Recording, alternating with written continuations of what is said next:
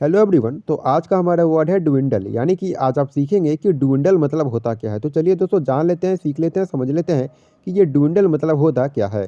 तो डुइंडल का मतलब होता है सूखना, कोई भी चीज़ जो सूख रहा हो या उसका महत्व खो दिया हो, यानी कि जो इम्पोर्टेंस है वह समझिए कि मतलब खो गया हो।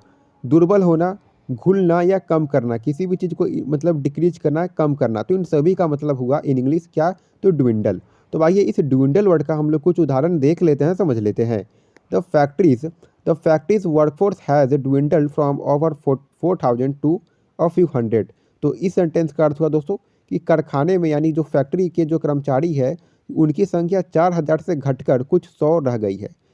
तो किसी भी चीज़ का कम होना, जैसे कि यहाँ पे जो फैक्ट्री में कर्मचारी था वो 4,000 से घटकर कुछ 100 ही रह गया, तो यहाँ पे कम हुआ।